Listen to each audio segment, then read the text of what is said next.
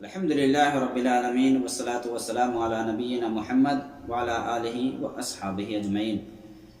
معزز سامعین، کیا آپ کسی پریشانی میں مبتلا ہیں یا آپ کسی ایسی بیماری میں مبتلا ہیں کہ جسے شفا یابی نہیں مل رہی ہے؟ آپ شفا یابی چاہتے ہیں یا آپ روزی کی تلاش میں ہیں، روزی نہیں مل رہی ہے، یا اس کے علاوہ دیگر اور کوئی پریشانی ہے جس کے تلے آپ دبے جا رہے ہیں یا آپ پریشان ہیں؟ کیا اس سب سے آپ نکلنا چاہتے ہیں؟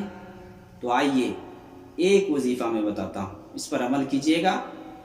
حدیث سنن ترمذی کی ہے، حدیث نمبر 2457 ہے۔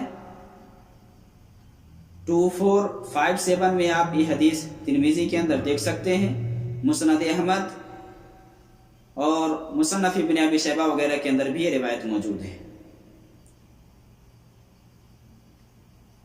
اس روایت کے اندر ایک راوی ہے عبداللہ بن محمد بن عقیل، جس کے سلسلے میں کچھ محدثین نے کلام کیا ہے، اور اسی راوی کی وجہ سے اس روایت کو ضعیف کہا ہے، جبکہ اور بہت سارے محدثین ہیں جس نے اس روایت کو حسن کہا ہے، اور یہ روایت حسن درجے کی ہے۔ امام ترمذی نے اس حدیث کے اندر خود کہا کہ یہ حدیث حسن ہے، قابل حجت ہے، آپ عمل کر سکتے ہیں۔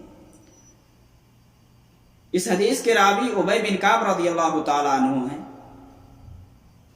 اس حدیث میں نبی صلی اللہ علیہ وسلم پر کثرت سے درود پڑھنے کی جو فضیلت ہے اس کو بتلایا گیا ہے۔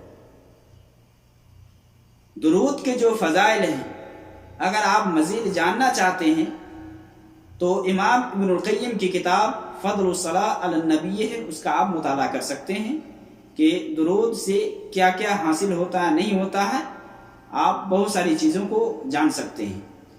اس روایت کے اندر ابی بن کعب رضی اللہ تعالی عنہ سے جو یہ روایت ہے، اس میں وہ روایت کرتے ہیں کہ اللہ کے نبی صلی اللہ علیہ وسلم ایک رات 2/3 گزرنے کے بعد اٹھے۔ اس کے بعد آپ صلی اللہ علیہ وسلم نے فرمایا، لوگوں اللہ کا ذکر کرو، اللہ کو یاد کرو۔ جھٹکا یعنی زلزلہ کا جھٹکا آ گیا، مراد یعنی قیامت تھا کہ قیامت کا جھٹکا آ گیا ہے۔ اس کے بعد پھر دوبارہ جھٹکا آئے گا جب انسان دوبارہ قبر سے اٹھائے جائیں گے۔ اس کے بعد آپ نے فرمایا کہ موت اپنی لوازمات کے ساتھ آ گئی، موت اپنی لوازمات کے ساتھ آ گئی۔ ابی بن کعب رضی اللہ تعالی عنہ وہ بیان کرتے ہیں کہ میں نے کہا کہ اللہ کے نبی صلی اللہ علیہ وسلم انی اکثر الصلاۃ علیک، کہ میں آپ پر کثرت سے درود بھیجتا ہوں۔ فکم اجعل لک من صلاتی، تو میں اپنی دعاؤں میں سے، اپنے وظیفے میں سے کتنا ٹائم آپ پر درود بھیجنے میں لگاؤں؟ تو اللہ کے نبی صلی اللہ علیہ وسلم نے فرمایا، ما شئت، تم جتنا چاہو۔ تو ابی بن کعب نے کہا کہ کیا میں 1/4 آپ پر درود بھیجنے میں لگاؤں؟ 4 حصوں میں سے 1 حصہ آپ پر درود بھیجنے میں لگاؤں؟ تو آپ صلی اللہ علیہ وسلم نے فرمایا، ما شئت، تم جتنا چاہو۔ فَإِنْ زِدْتَ فَهُوَ خَيْرٌ لَكَ، اگر تم زیادہ کر سکتے ہو تو یہ تمہارے لیے بہتر ہوگا۔ تو ابی بن کعب نے کہا کہ پھر میں اپنا آدھا ٹائم آپ پر درود بھیجنے میں لگاؤں۔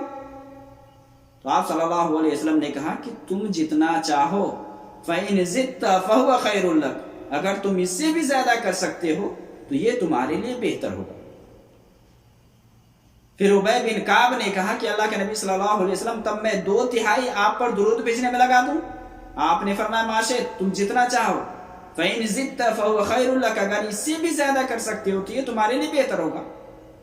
پھر ابی بن کعب رضی اللہ تعالی عنہ نے کہا، اجعل لک صلاتی کلھا، کہ کیا میں اپنا پورا ٹائم، جو میرے پاس ٹائم ہے عبادت کے لیے، جو میں مختص کرتا ہوں یا جو خاص کرتا ہوں، اس ٹائم میں پورا ٹائم میں آپ پر صرف درود بھیجنے میں ہی لگا دوں؟ پورا ٹائم اجعل لک صلاتی کلہا، صرف آپ پر درود بھیجنے میں لگا دوں؟ اللہ کے نبی صلی اللہ علیہ وسلم نے کیا فرمایا؟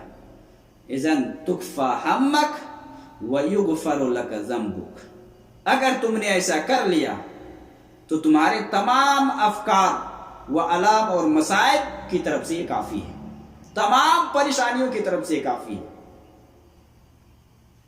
اس کے بعد آپ نے فرمایا کہ تمہارے گناہ بھی بخش دیے جائیں گے۔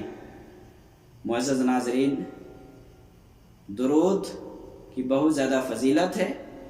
آپ کسی مصیبت میں گھرے ہوئے ہیں، کسی پریشانی میں گھرے ہوئے ہیں، کوئی راستہ نہیں ہے، آپ کثرت سے درود پڑھیں، کثرت سے نبی پاک صلی اللہ علیہ وسلم پر درود بھیجیں، انشاءاللہ اللہ رب العالمین آپ کو اس پریشانی سے نجات دے گا۔ اللہ رب العالمین ہمیں توفیق دے۔ وصلی اللہ علیہ وسلم۔